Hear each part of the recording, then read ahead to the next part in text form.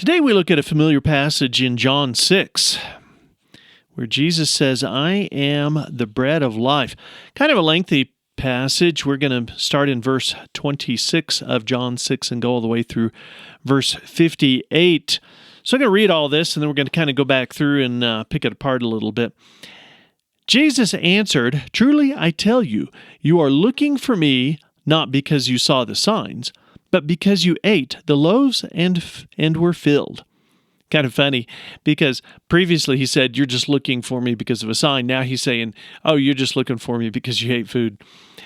Continuing 27, don't work for food that perishes, but for the food that lasts for eternal life, which the Son of Man will give you, because God the Father has set his seal of approval on him. That sums up this whole passage right there. It's all right there in front of you. You got it all right there. One nice little neat little wrap up. Don't work for the food that perishes, but the food that lasts for eternal life, for the Son of Man will give you. Continuing 28. What can we do to perform the works of God? They asked. Jesus replied, This is the work of God, that you believe in the one he has sent. What sign, then, are you going to do so that we may see and believe? They asked, What are you going to perform? Our ancestors ate the manna in the wilderness, just as it is written, He gave them bread from heaven to eat. Jesus said to them, Truly I tell you, Moses didn't give you the bread from heaven, but my Father gives you the true bread from heaven. For the bread of God is the one who comes down from heaven and gives life to the world. He's telling them, and they're not listening. Then they said to him, Sir, give us this bread always. 35, I am the bread of life, Jesus told them. No one who comes to me will ever be hungry. No one who believes in me will ever be thirsty again, where we've heard that line before. Woman at the well, John 4. But just as I told you, you've seen me, and yet you do not believe. Everyone the Father gives me will come to me, and the one who comes to me I will never cast out. For I have come down from heaven not to do my own will, but the will of him who sent me. This is the will of him who sent me, that I should lose none of those he has given me, but should raise them up on the last day. For this is the will of my Father, that everyone who sees the Son and believes in him will have eternal life, and I will raise him up on the last day. Therefore the Jews started grumbling about him because he said, I am the bread that comes down from heaven. They were saying, Hey, wait a minute, isn't this the son of Joseph, whose father and mother we know? How can he say, I have come down from heaven? Jesus answered them and said, Stop grumbling among yourselves. No one can come to me unless the Father who sent me draws him, and I will raise him up on the last day. It is written in the prophets, and they will all be taught by God. Everyone who has listened to and learned from the Father comes to me. Not that anyone has seen the Father, except for the one who is from God. He has seen the Father. Truly I tell you, anyone who believes has eternal life. Where have you heard that before? John 3, Nicodemus. I am the bread of life. Your ancestors ate the manna in the wilderness, and they died. This is the bread that comes down from heaven, so that anyone may eat of it and not die. I am the living bread that came down from heaven. If anyone eats of this bread, they will live forever. The bread that I give you for the life of the world is my flesh. Well, now the Jews really got upset. At that the Jews argued among themselves, How can this man give us his flesh to eat? So Jesus said to them, Truly I tell you, unless you eat the flesh of the Son of Man and drink his blood, you do not have life in yourselves. The one who eats my flesh and drinks my blood has eternal life, and I will raise him up on the last day, because my flesh is true food, my blood is true drink. The one who eats my flesh and drinks my blood remains in me, and I in him. Just as the living Father sent me, and I live because of the Father, so the one who feeds on me will live because of me. This is the bread that came down from heaven. It is not like the manna your ancestors ate and they died. The one who eats this bread will live forever." Kind of a lengthy passage, and so we're going to kind of pull it apart a little bit here. First of all, there was a belief that when the Messiah returned, or when the Messiah came, he would open up the storehouse of manna in heaven. Okay, there's a belief that somewhere stored in heaven is a whole bunch of manna, and when the Messiah shows up on the scene, he's going to release that manna.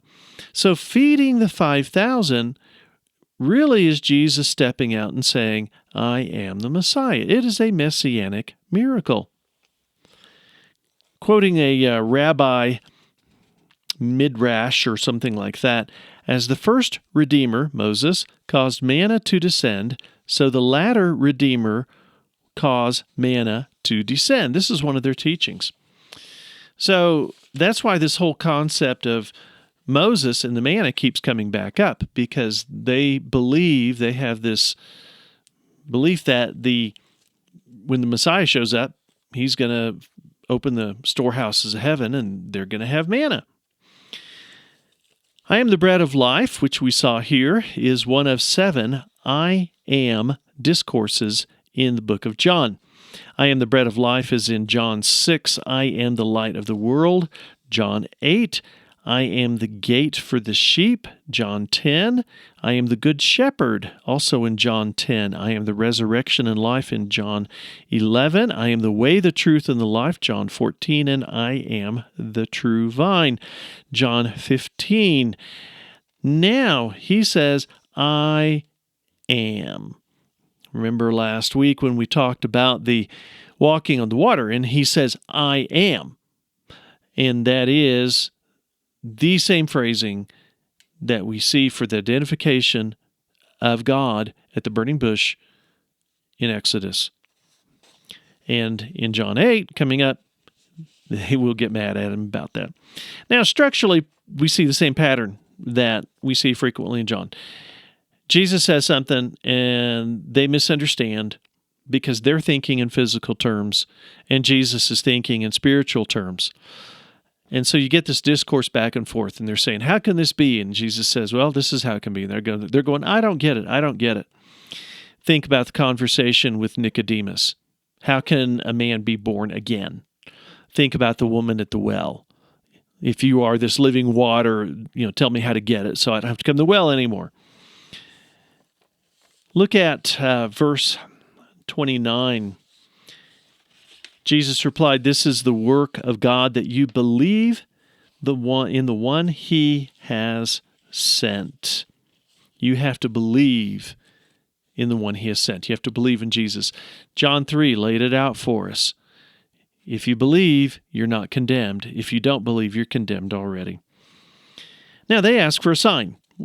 Come on, how many signs do you want? They ask for a sign. They say, "Validate that you are from God so we can believe in you." You want us to believe in you? Show us your proof. Show us your cards. So Jesus, and that was in 30. They go, what are you going to perform? Our ancestors ate manna in the wilderness. Once again, the whole manna thing. And Jesus says to them, he corrects them. He says, "Moses didn't give you the bread from heaven, but my Father gives you the true bread from heaven. For the bread of God is the one who comes down from heaven and gives you life of this world." They said, "Give us this bread always." And here's where he shakes them up. "I am the bread of life." Okay, it's not a thing, it's a person. Hello? This is new information for them. This is ground shaking. They're thinking, okay, we're going to have Wonder Bread come out of heaven, and it's going to be filling, and it's going to be wonderful, like the manna. And Jesus says, no, 35, "I am the bread of life." It is a someone. It is not a something. So let's look at all the different passages. 35, "I am the bread of life." 38, "I have come down from heaven." 48, "I am the bread of life." 51, "I am the living bread that came down from heaven." 58, "This is the bread that came down from heaven." How many times do you think he has to tell them before they'll figure it out? Contrast that to manna. Your ancestors ate the manna in the wilderness, and they died. 58. This is the bread that came down from heaven. It is not like your manna that your ancestors ate, and they died. Once again, Jesus is speaking on spiritual terms. He's not speaking in physical terms. They're all wrapped up in a physical world. And what he is saying is he's saying that you will be spiritually satisfied. 35. No one who comes to me will ever be hungry, and no one who believes in me will ever be thirsty again. Heard that again. Woman at the well, chapter 4. Jesus also talks about eternal life through here. Everyone the Father, verse 37, everyone the Father gives me will come to me, and the one who comes to me I will never cast out. 40, that everyone who sees the Son and believes in him, heard it before, will have eternal life. I will raise him up at the last day. 47, truly I tell you, anyone who believes has eternal life. 51, if anyone eats of this bread, they will live forever. 54, if anyone eats of my flesh and drinks of my blood, has eternal life, and I will raise him up on the last day. 58, the one who eats of this bread will live forever. Jesus keeps telling it to him. He just keeps saying it. He keeps saying it over and over again. Now, one of the verses in here that really throws him off is 53. And we see here the prediction of the sacrifice, the prediction of the passion. 53. So Jesus said to them, truly I tell you, unless you eat the flesh of the Son of Man and drink his blood, you do not have life in yourselves. The one who eats my flesh and drinks my blood has eternal life, and I will raise him up on the last day. Because my flesh is true food, my blood is true drink. And the one who eats my flesh and drinks my blood remains in me, and I in him. There were some people early on that, thought, whoa, man, these Christian people are crazy cannibals because this guy's talking about eating flesh and drinking blood. And the Jews definitely didn't understand that. They were like, what are you talking about? But fast forward to the Last Supper. What does Jesus say? He breaks the bread and he says, what? This is my body broken for you. And then he takes the cup and he says, what? This is the blood of the new covenant. Blood of the new covenant. For the sacrifice, for the shedding of sins. So what is he saying when he says this? When he says, eat my flesh, he's saying, accept the sacrifice that I paid for you. Accept the sacrifice that I paid for you. And then he also says, drinks my blood, to enter into the new covenant. What is the new covenant? The new covenant is forgiveness of sins. The new covenant is not bound by the forgiveness of sins, trying to manage sins by doing offerings. It is forgiveness of sin once and for all. It is grace. So that's what he's saying when he says that. Whoever eats my flesh, a little weird, but that's what he's saying. Whoever accepts my sacrifice, whoever enters into the new covenant.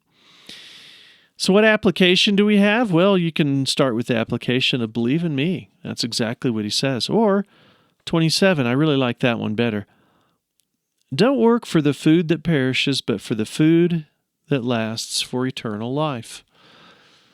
I look around and I see so many people who run around chasing after stuff, doing things that don't benefit in the future.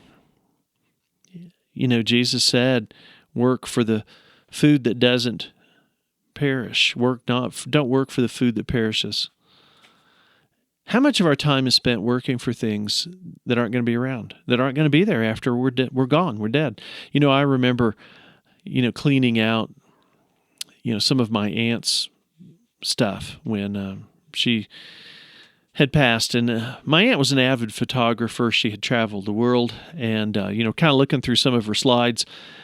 And I never had been to these places, and so they meant nothing to me. Here we have mountains and mountains of slides. Yeah, it's pre-digital. And they mean nothing. There's no meaning to these. They maybe meant something to her because she was there at the time. But, how often do we work for things that have no meaning? That have no meaning beyond ourselves?